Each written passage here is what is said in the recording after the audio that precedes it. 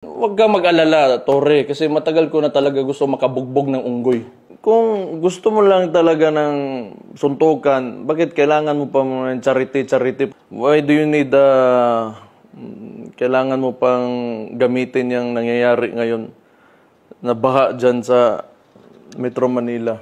If you're really serious about this, kung gusto mo yung charity na yan and you've laid some conditions, then let me lay my own conditions for the event. Kung serious ka talaga, ha? These are my conditions. Pakiusapan mo yung amo mo na presidente and let it come out of his mouth that all elected officials should undergo a hair follicle drug test. Papalagan ko yung charity mo na yan. Walang problema. Kung if it will answer the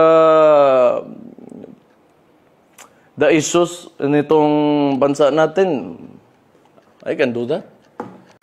Ayan na, nag-ensayo na si Pulong Duterte para sa match nila ni Torre ngayong linggo.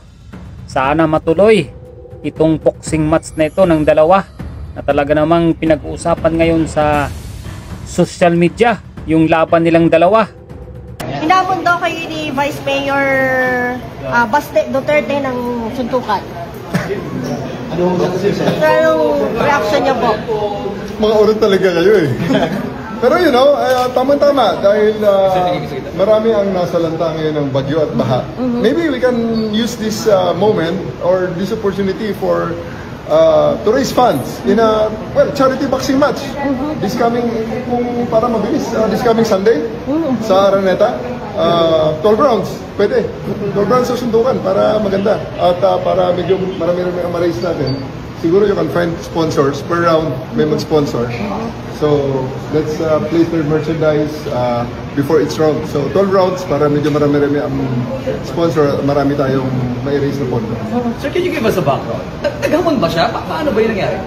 Well, I was informed at nakita ko rin sa social media na naghamon siya na suntukan. And, well, sa atin naman, whether it's serious or not, sa atin, let's just put this on a better use. Kung yan ang gusto niya, madaling pagbigyan yan, boxing na lang para madaling set up.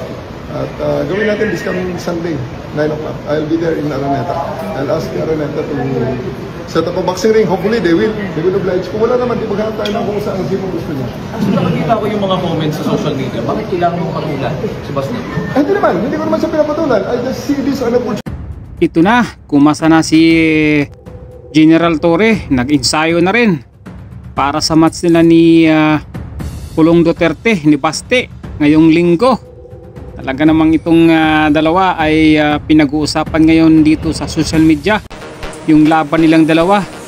Mainit ito ngayon sa social media na sana matuloy daw itong laban nilang dalawa, Baste versus Torre.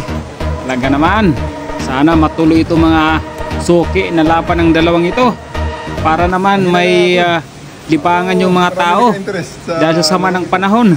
Kaya just to give them an entertainment, medyo para we can have a sort of credibility in showing up. Nag-refresh tayo ng konti sa ating mga dating ginagawa. Ano masasabi nyo dito mga suki sa ginagawa ngayon ni General Torre? Talagang nag-ensayo siya para sa match nila ni Pulong Duterte. Wala nang diin ng mga suntok. Kaya I really hope na matuloy ito para makita naman nila na pursigido talaga ito si General Torre na matuloy ang laban. Ano kaya yung masasabi nyo dito mga suki sa kanilang match ngayong linggo na darating na 12 rounds ang gusto ni General Torre? Makakaya kaya ni General Torre umabot ng 12 rounds? Ano sa tingin nyo mga suki? Kaya nyo ba? Dahil alam naman natin na may edad nito si General Torre at si Basti ay medyo bata pa kay General Torre. Pero alam naman natin yung mga military talagang matitibay rin yan. Matindi rin yan ng mga pinagdaanan training. Sana matuloy. Excited na ako sa match ng dalawang ito. Baste versus Torre ngayong linggo. Sana matuloy para mayroon naman tayo mapaglibangan. Dahil sa saba ngayon ng panahon sa atin ay mayroon tayong mapaglipasan ng oras sa dalawang ito.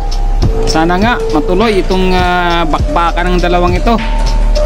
Saan ang beat nyo mga suki? Paki-comment naman po kung saan kung sino yung beat nyo sa dalawang ito. Ako, yung mananalo, doon ako.